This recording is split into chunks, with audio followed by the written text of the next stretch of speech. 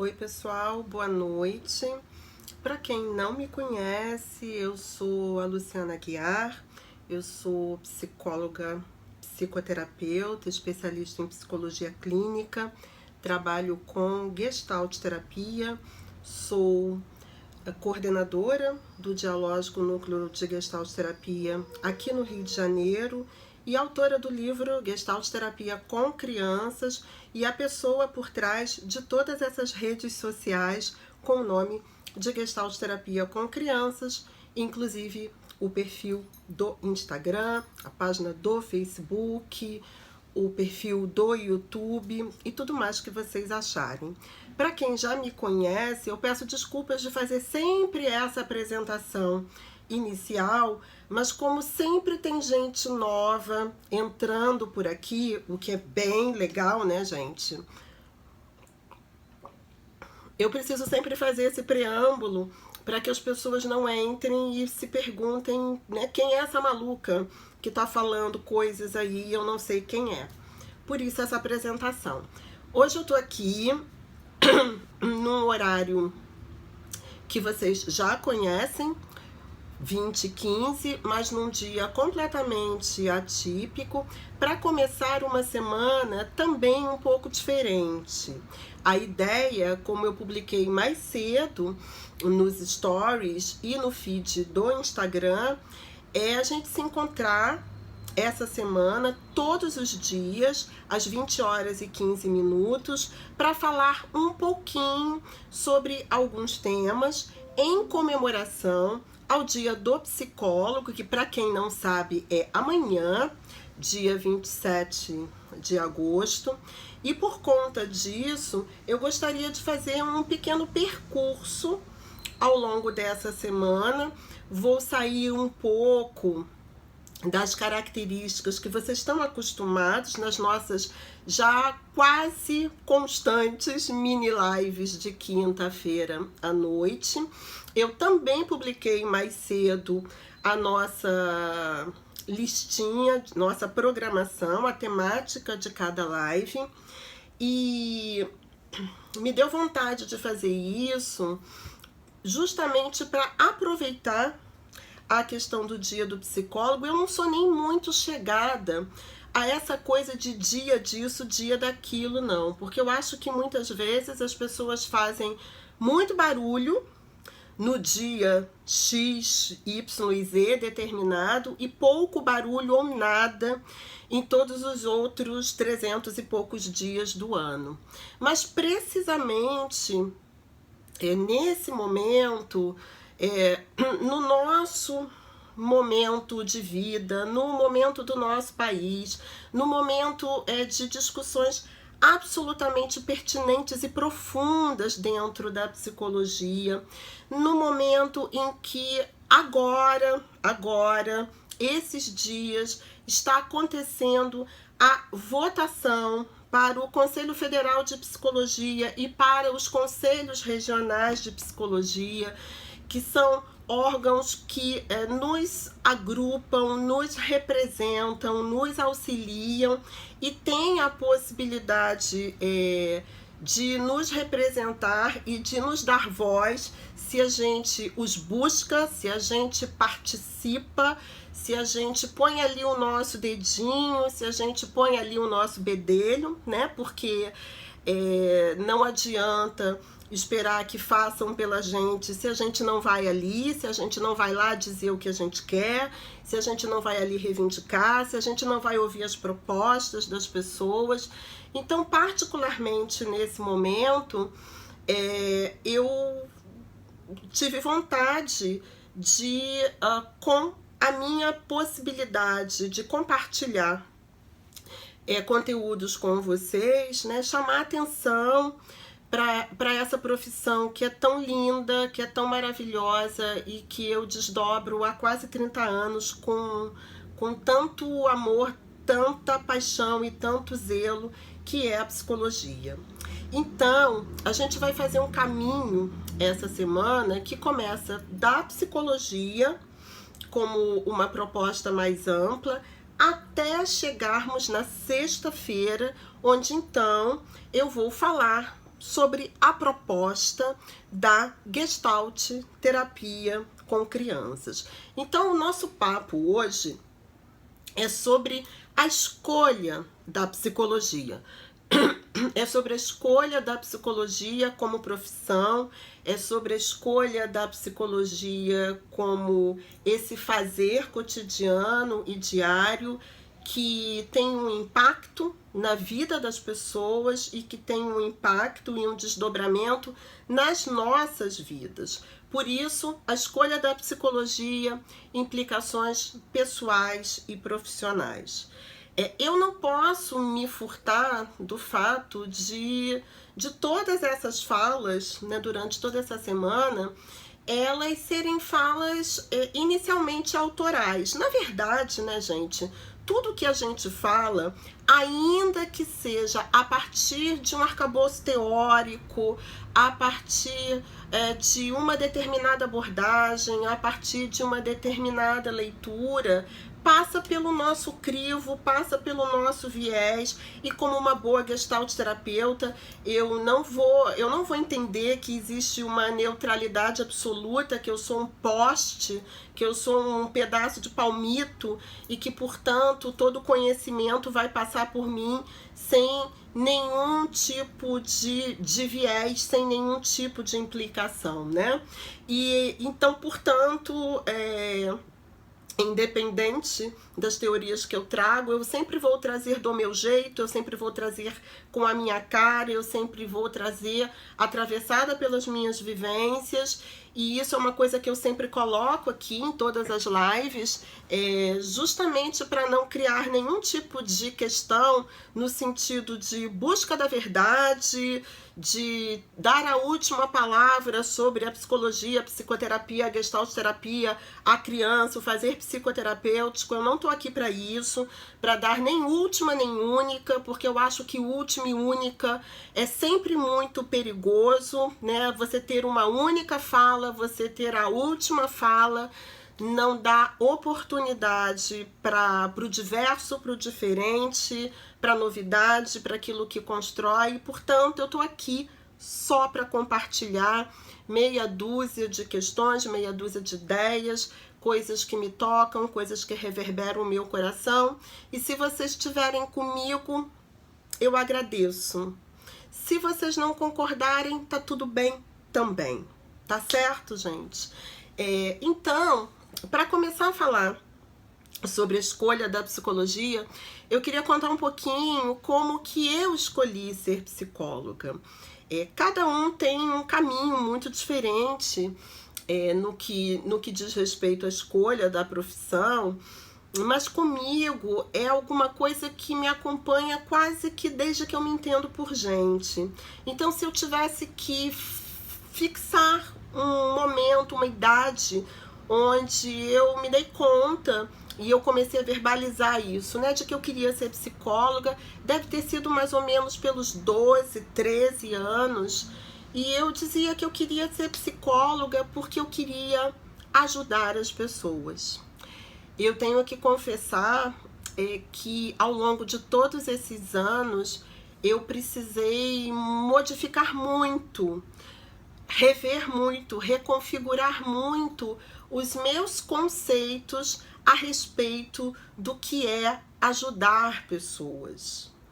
Continuo achando que o meu fazer, ele auxilia pessoas, mas a minha noção de auxílio, de ajuda, e principalmente o meu olhar para esse fazer, eles se modificaram muito. Ajuda não é, por exemplo, querer salvar pessoas, né? Ajuda não é, por exemplo, querer fazer pela pessoa. Ajuda não é dizer à pessoa o que ela tem que fazer. Ajuda não é escolher pelo outro. Ajuda não é impor a minha forma, o meu jeito, as minhas necessidades, os meus desejos, os meus valores, a minha forma de ver o mundo e de viver as situações como modelo, como aquilo que deve ser seguido pela pessoa que eu tenho a possibilidade de acompanhar. Ajuda é ter uma participação no caminho de cada pessoa que eu encontro. E essa participação funcionar como um modo de acompanhá-la e possibilitar que ela se perceba, que ela se conheça, que ela se construa, que ela se arme de recursos, que ela experimente possibilidades, que ela se empodere, que ela acredite nela mesma, que ela busque a sua melhor forma. E essa é a minha contribuição, e essa é a minha ajuda.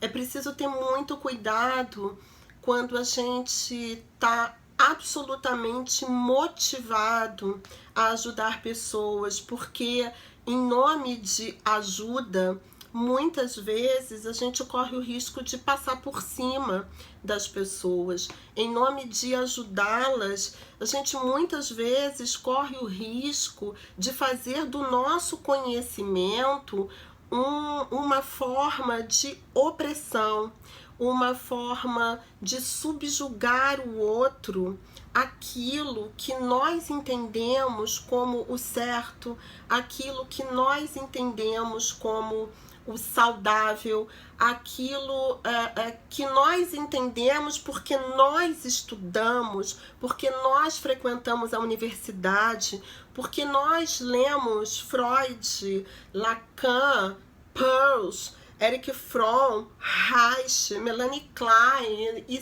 sei lá mais o que, porque nós é que sabemos. E eu vou dizer para vocês que dentro de todo esse caminho, a maior, eu não digo a maior, a mais importante aprendizagem que eu tive foi exatamente reconfigurar o conceito de ajuda. Principalmente quando eu comecei a estudar Gestalt terapia. Quando eu me deparo, por exemplo, com pais falando aqui da nossa temática, particularmente da nossa seara infanto-juvenil, quando eu me deparo com pais que me fazem pedidos que implicam em submeter essa criança a uma lógica que a tortura, quando esses pais me fazem pedidos que implica submeter essa criança a uma norma, a uma regra que a violenta, a uma norma, a uma regra que a adoece, como que eu vou entender que isso é ajuda? Como que eu vou acolher e aceitar um pedido e uma fala que de uma outra forma me pede para que eu conserte crianças, como se as crianças fossem aparelhos eletrônicos que precisassem de ajustes, de apertos, de trocas de parafusos? Como entender isso dentro da perspectiva do ajudar? Quem precisa ser ajudado? Qual é o meu papel? Em que medida eu preciso esclarecer e trabalhar o próprio pedido desses pais para que a minha ajuda não se configure numa clínica normativa, numa clínica repressiva, numa clínica que dita o que é certo e o que é errado, que dita os comportamentos adequados, aquilo que tem que ser em detrimento do bem-estar e da felicidade desse ser que está diante de mim. Percebe? Então, durante todo esse tempo, eu fui reconfigurando muito esse primeiro grande mote da minha escolha. Mas eu posso acrescentar, digamos assim, outros motivos pelos quais eu escolhi a psicologia. E eu acho que eu posso resumir muito sinteticamente numa única acepção. Eu escolhi psicologia porque eu acredito no ser humano. Eu escolhi ser psicóloga porque eu acredito na possibilidade de crescimento, eu acredito na possibilidade de mudança, eu acredito na possibilidade desse ser humano criar coisas boas, eu acredito na possibilidade desse ser humano mesmo e até através dessa dor descobrir o que ele tem de melhor e construir algo diferente a partir disso. Se eu não acreditasse nessa possibilidade, se eu não acreditasse na capacidade inerente do ser humano de construir e de criar possibilidades melhores para a sua vida, para a coletividade e para as suas relações, eu já teria deixado o barco, eu já teria aposentado as chuteiras, eu já teria chutado o balde. Mesmo nos momentos mais periclitantes, mesmo nos momentos mais difíceis, e atualmente a gente vive um momento muito difícil, né, no mundo, acontecimentos que muitas vezes fazem a gente duvidar, né, dessa capacidade humana.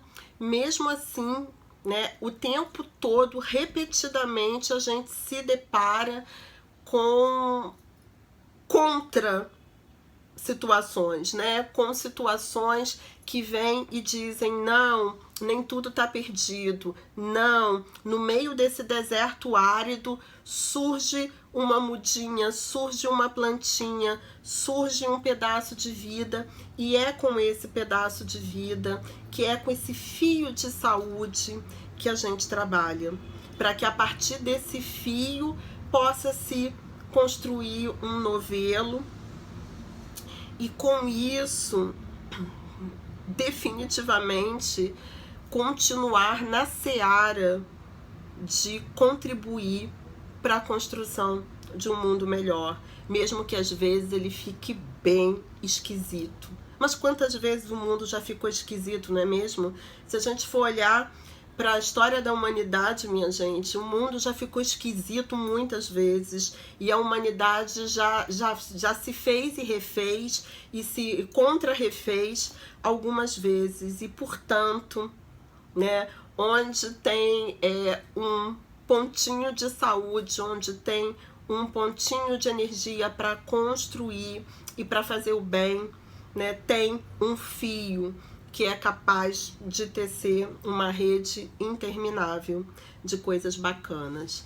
Então, é essa crença que me mantém psicóloga, que me mantém trabalhando com o ser humano e que, de alguma forma, norteia a minha vida e o meu exercício profissional, né? E quando eu falo isso, parece muito esquisito, né? Quando eu falo minha vida e meu exercício profissional, porque na verdade, gente, não dá para separar profissão de pessoa. E na medida que eu escolho ser psicóloga, na medida que eu escolho essa profissão, eu entendo que eu tô escolhendo viver sob uma série de princípios que norteiam a atuação do psicólogo e que precisam necessariamente ser princípios que norteiam a minha vida, as minhas relações, a forma como eu tô no mundo e como eu me relaciono com todos à minha volta.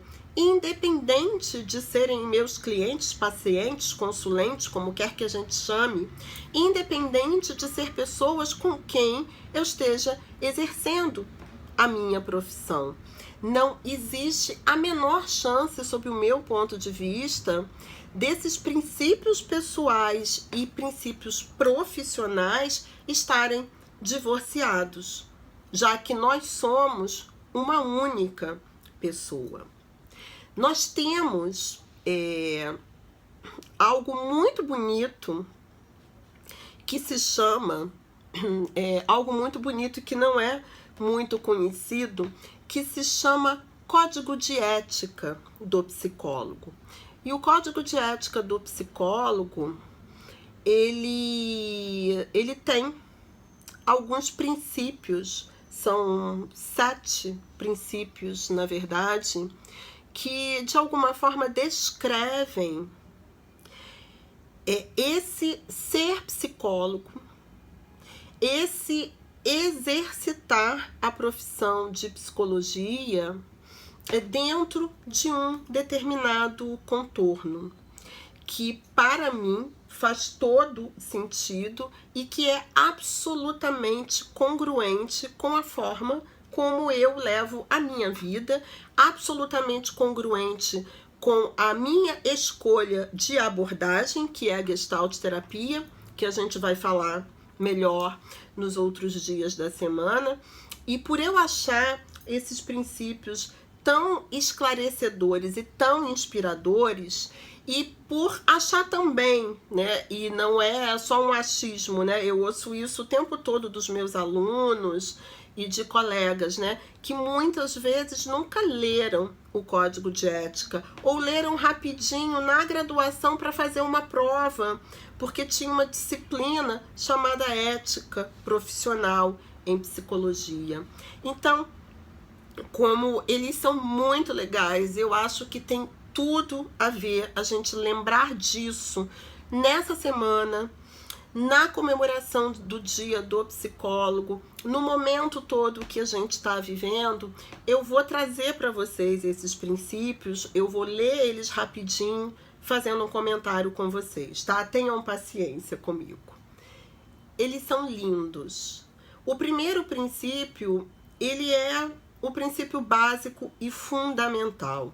E ele diz assim: o psicólogo baseará o seu trabalho no respeito e na promoção da liberdade, da dignidade, da igualdade e da integridade do ser humano.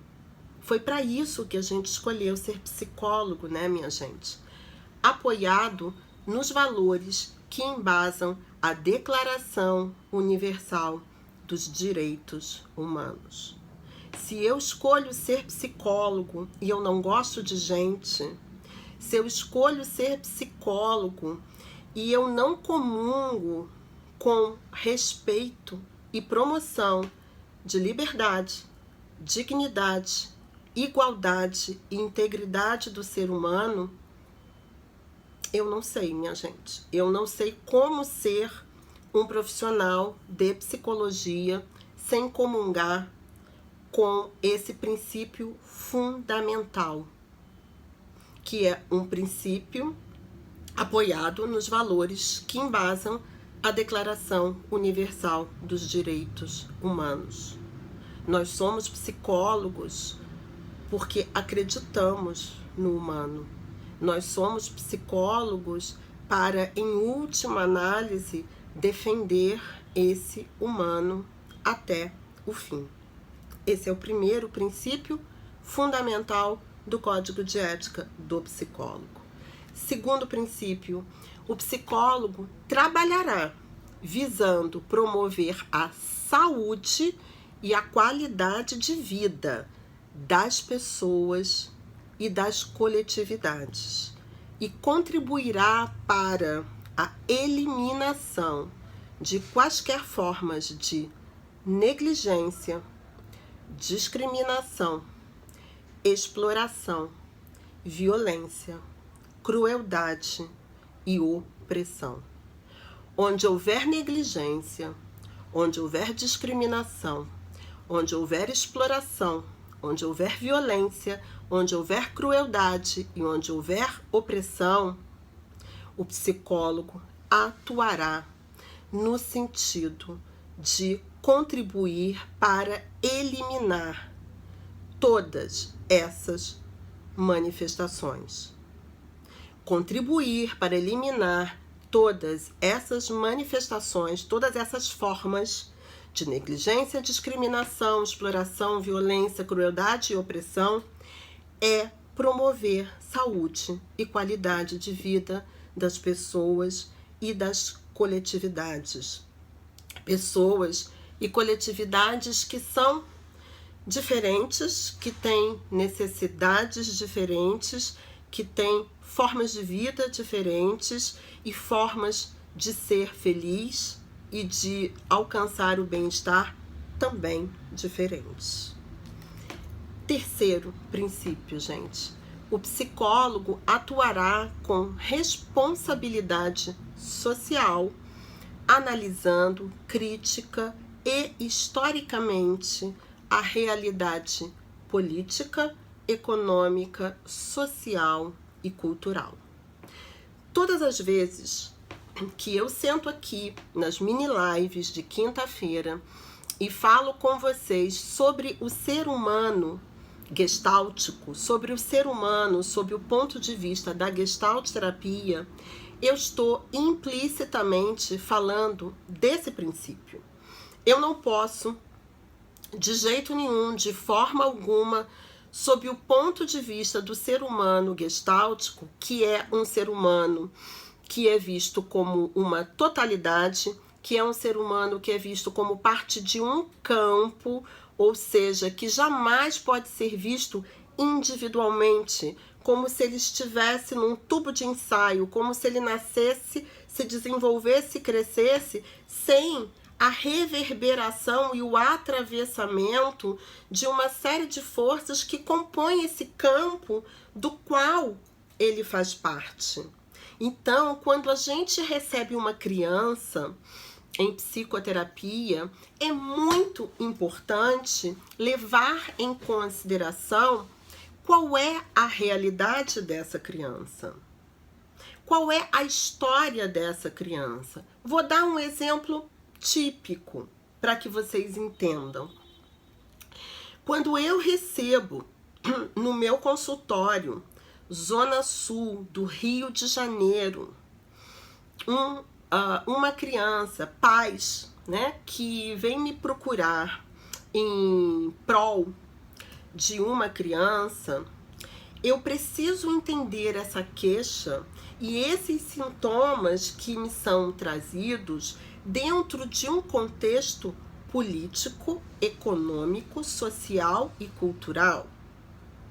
Eu preciso entender a manifestação do sintoma dessa criança a partir da família que ela tem, da condição econômica que ela tem, do lugar onde ela mora, de quantos cômodos tem a sua casa, da escola onde ela estuda, das diversas atividades extracurriculares que ela tem, do tipo de trabalho dos pais, da forma dessa família se organizar, do cuidado que essa criança tem e a partir de quem ela tem esse cuidado.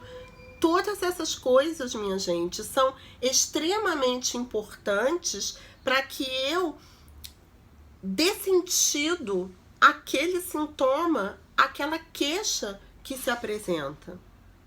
No dia seguinte, se eu recebo um adulto em prol de uma criança num serviço público, num serviço de atenção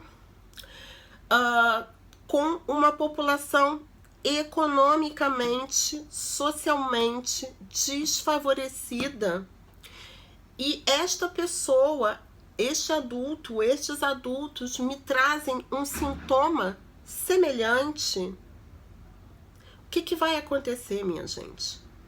Esse sintoma, o sentido desse sintoma, a compreensão desse sintoma, novamente vai precisar acontecer a partir da história dessa criança, da história e organização dessa família, de onde essa criança mora, com quem ela mora, como se organiza esse lugar, essa família, esse cuidado, onde ela estuda, se ela estuda, se ela está na rua, se ela já ingressou no mercado de trabalho com 12 anos, quantos irmãos ela tem, o nível de renda familiar, vocês estão entendendo?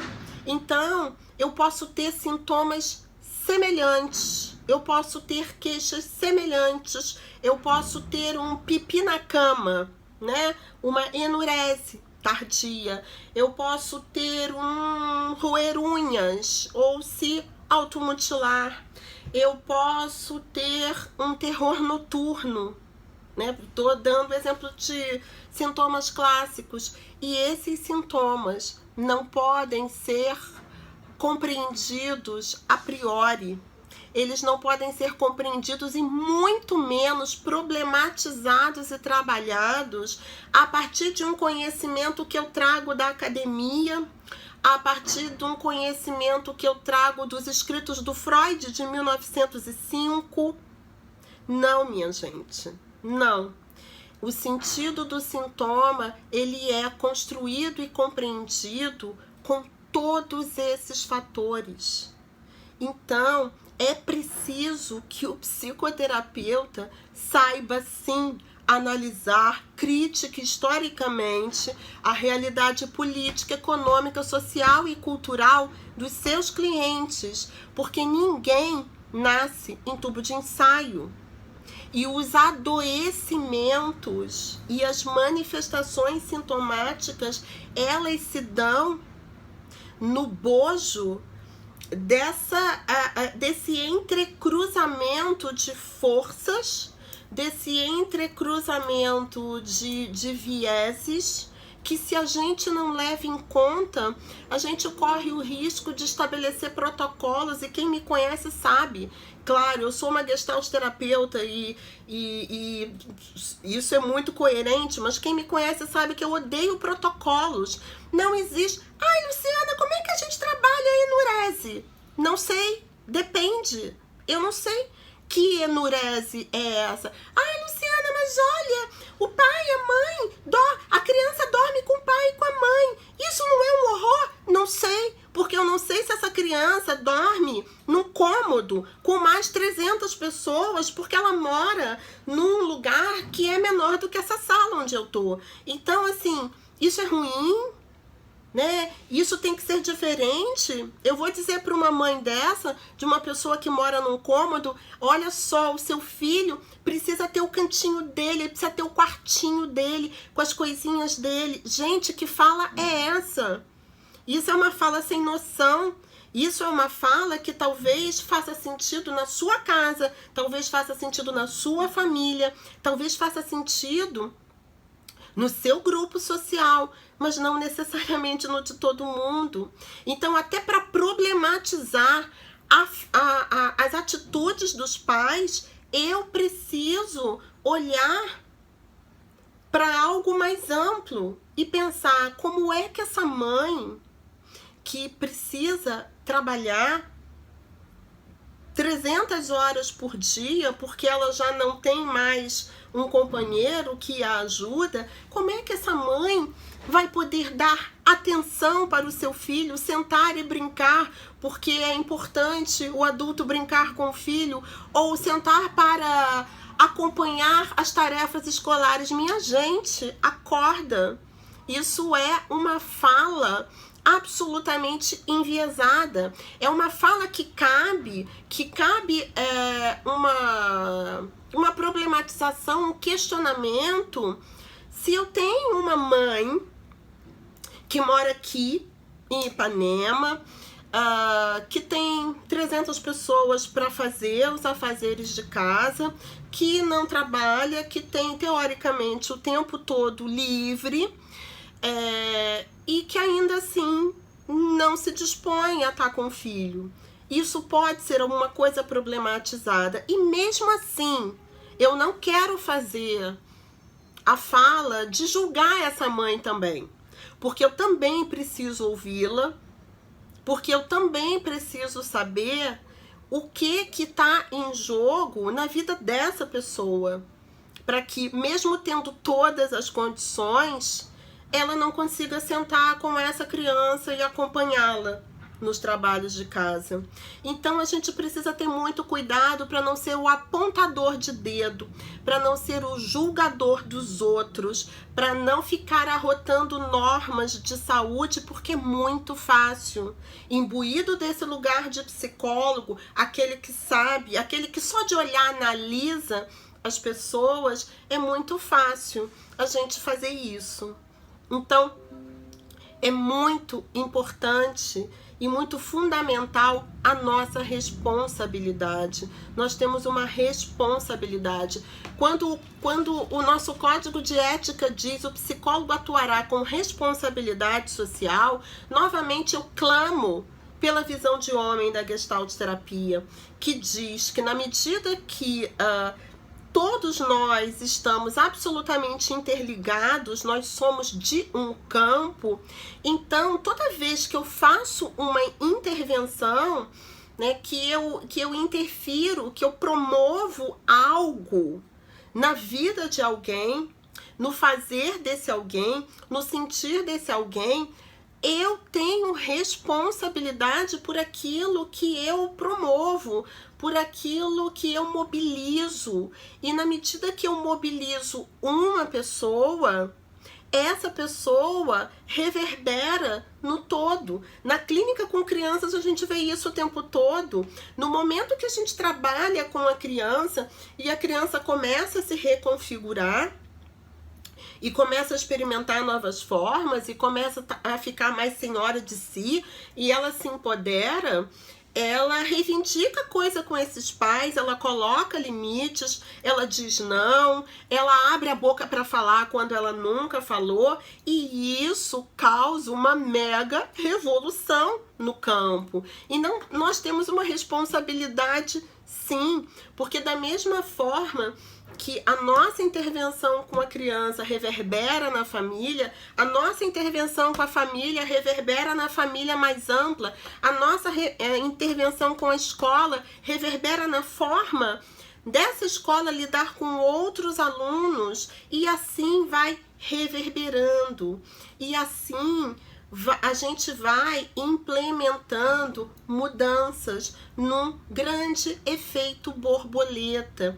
Então é importante a gente lembrar que o ser humano não está num tubo de ensaio, nem para a gente entender o que está acontecendo com ele e nem para a gente intervir. Lembrando que a nossa intervenção, ela tem efeitos e que a gente tem responsabilidade sobre isso, para o bem e para o mal, certo?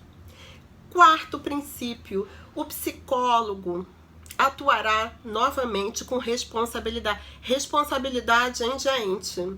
É a palavra.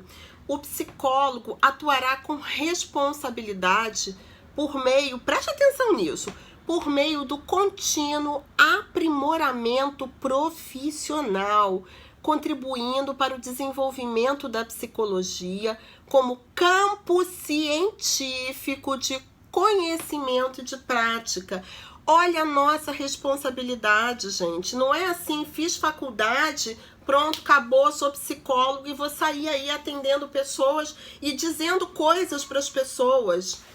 Não, a gente tem uma responsabilidade. A gente tem uma responsabilidade com um contínuo aprimoramento profissional. E por que a gente tem que ter um contínuo aprimoramento profissional?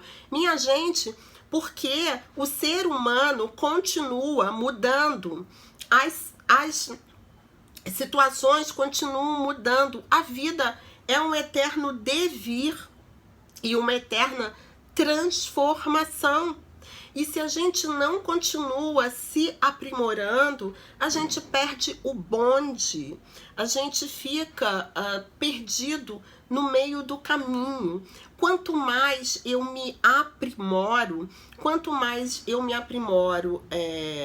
me atualizo. E não é só me atualizar no sentido das transformações, dos novos estudos, das contribuições recentes, mas me aprimorar também é cuidar de mim. Porque no caso do psicólogo, o psicólogo é o seu próprio instrumento de trabalho. Mesmo quando o psicólogo usa testes, usa então instrumentos mediadores entre psicólogo e o seu cliente, paciente, consulente, quem aplica o teste é o psicólogo, quem corrige o teste é o psicólogo. E existe um viés, existe um atravessamento que é de quem faz, que é de quem propõe. Então, ainda que eu ache que eu só uso testes e, portanto, eu não tenho responsabilidade sobre o meu fazer, só sobre o uso dos testes, isso não é verdade. Então, é fundamental que a gente se cuide, é fundamental que a gente se aperfeiçoe tecnicamente, mas que a gente também se aperfeiçoe como pessoa, que a gente se abra, que a gente esteja disponível para fazer psicoterapia, para autoconhecimento, para autodesenvolvimento, abertura para o novo, para a novidade, para revisitar as nossas feridas, o nosso passado, a nossa infância, as nossas dificuldades, as nossas impossibilidades, porque nós somos pessoas também, né? E, portanto, também temos e tivemos as nossas questões. E não é exigência para ser psicólogo que nós não as tenhamos, mas é fundamental que a gente as reconheça, as problematize e dê um lugar mais digno e mais resolvido para as nossas questões. Mas isso só acontece se a gente estiver compromissado com o contínuo aprimoramento profissional. Contribuindo para o desenvolvimento da psicologia como campo científico de conhecimento e de prática, é um adendo extremamente importante, minha gente. A psicologia precisa disso. A psicologia precisa que nós estejamos abertos e tenhamos a proatividade de estudar, de pesquisar, de contribuir cada vez mais para que esse campo científico de conhecimento se amplie. E eu estou falando, minha gente, de campo científico. Eu não estou falando de achismos, eu não estou falando de dogmatismos religiosos de quaisquer espécie, de quaisquer lados que venha. Eu estou falando de ciência, eu estou falando de técnica, eu estou falando de trabalho, de estudo. Isso é um compromisso de cada um de nós com as pessoas com as quais a gente trabalha e conosco, como profissionais. Certo?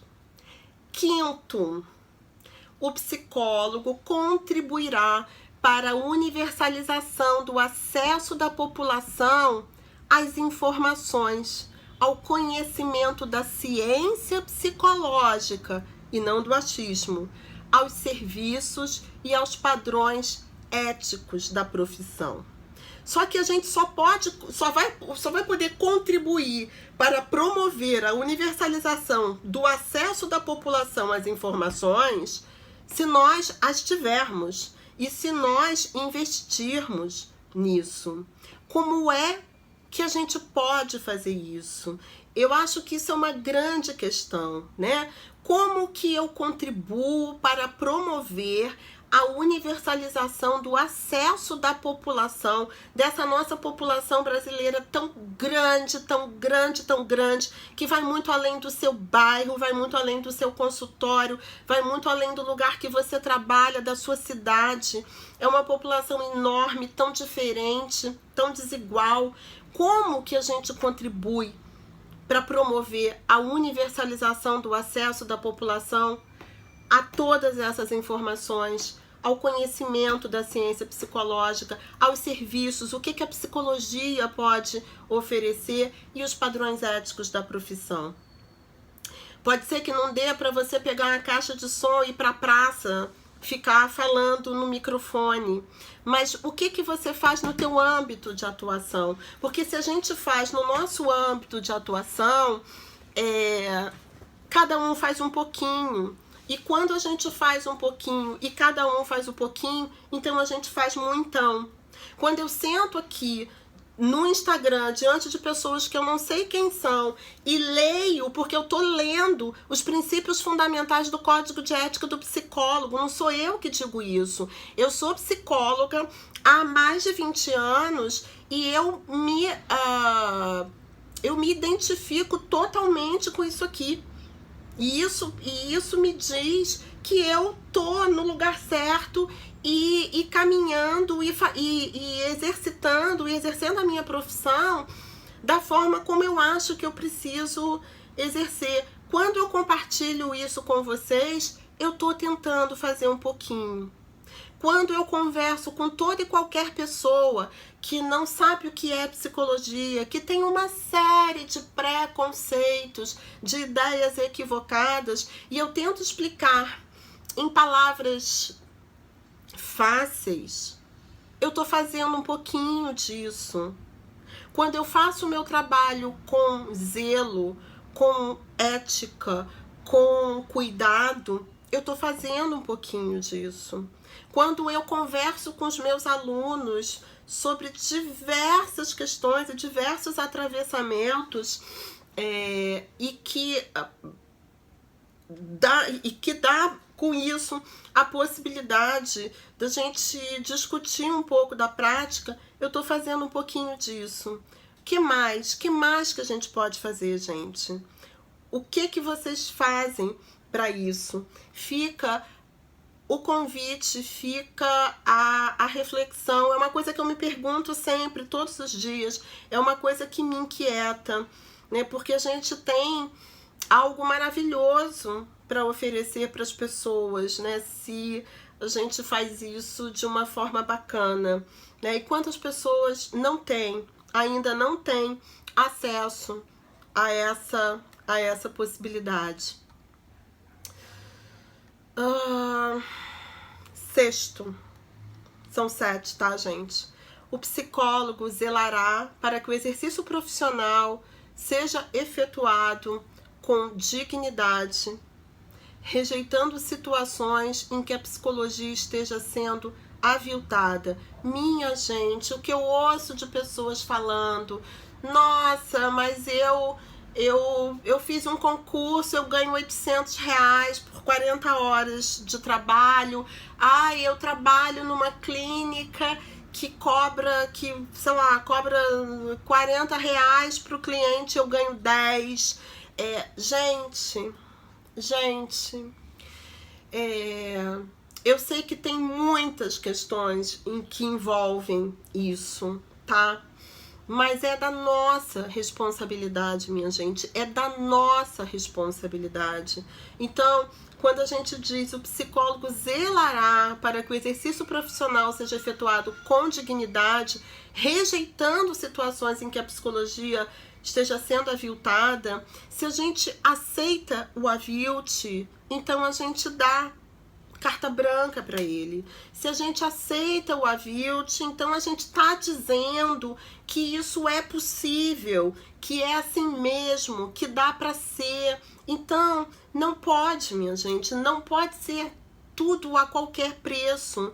Nós somos responsáveis, né, por dar contorno digno ao exercício da nossa profissão. E uma forma da gente poder lutar por isso é a gente estar junto. É a gente estar junto, porque se eu não aceito trabalhar assim, e você e você aceitam, então a minha voz, ela fica menorzinha, né? Eu não aceito, eu me protejo, eu faço de um outro jeito. Mas se você aceitam, então como que a gente vai lutar contra isso? Então nós somos responsáveis e nós precisamos colocar limites, porque se a gente não coloca limites na sociedade em que a gente vive, no modo de produção em que a gente vive, se a gente não coloca limite, não vai ser o outro que vai ser bonzinho com a gente. Então é de nossa responsabilidade, sim, certo? E o sétimo e último princípio: o psicólogo considerará as relações de poder nos contextos em que atua e o impacto dessas relações sobre as suas atividades profissionais, posicionando-se de forma crítica e em consonância com os demais princípios deste código. Esse último princípio, de alguma forma, ele sintetiza todos os outros, né? Porque o psicólogo precisará considerar as relações de poder nos contextos em que atua, sabendo que muitas vezes ele vai ser convidado, obrigado, forçado a, de alguma forma, não seguir os princípios citados acima. E aí, gente, é muito importante que a gente possa se posicionar de uma forma crítica, em consonância com todos os outros princípios e salvaguardar a possibilidade de exercermos a nossa profissão com dignidade, para que a gente possa fazer desse exercício algo que efetivamente contribua na vida das pessoas. O que eu trouxe aqui para vocês hoje, nessa discussão e explanação sobre a escolha de ser psicólogo, são os princípios fundamentais do Código de Ética do Psicólogo, que, portanto, regem, por assim dizer, a prática profissional do psicólogo e que não podem estar divorciados dos princípios pessoais daquele que escolhe ser psicólogo. Porque se eles não estão em consonância, minha gente, eu não sei.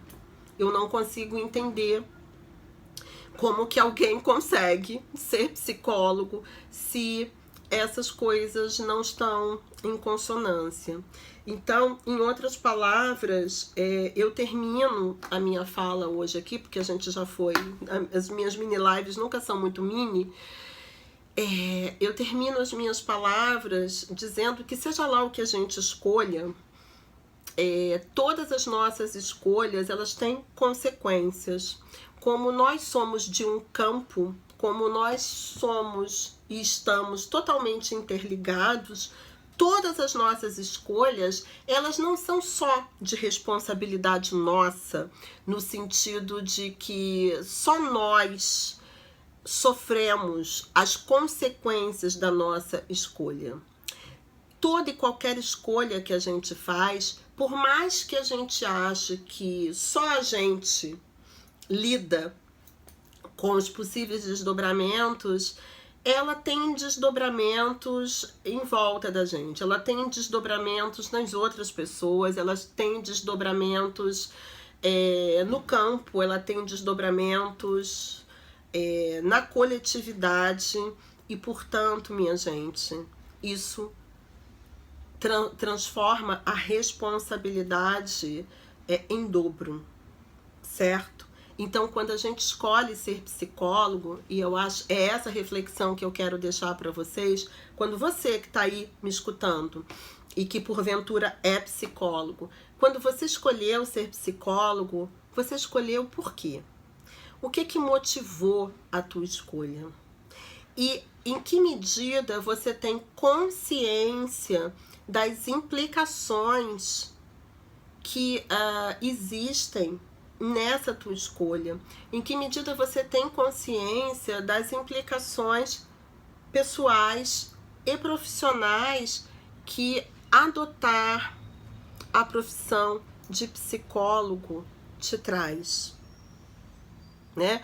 O impacto que você causa nas pessoas, a responsabilidade que cada ato, cada escolha, cada palavra causa nas pessoas que você atende, que você com as quais você trabalha e mesmo as que você não trabalha. Essa é a reflexão, gente. É muito importante que a gente possa, não tem uma única resposta, tá? Mas é muito importante que a gente possa se perguntar: por que será que eu escolhi ser psicóloga? Ou eu não escolhi, né? Foi, sei lá, aconteceu. Eu ia fazer para odontologia, nutrição, arquitetura e botei lá psicologia porque eu acho interessante. Em que medida caiu a minha ficha? Em que medida essa ficha caiu? Né? Em que medida eu tenho clareza desses princípios? Em que medida eu vivo esses princípios na minha profissão e na vida?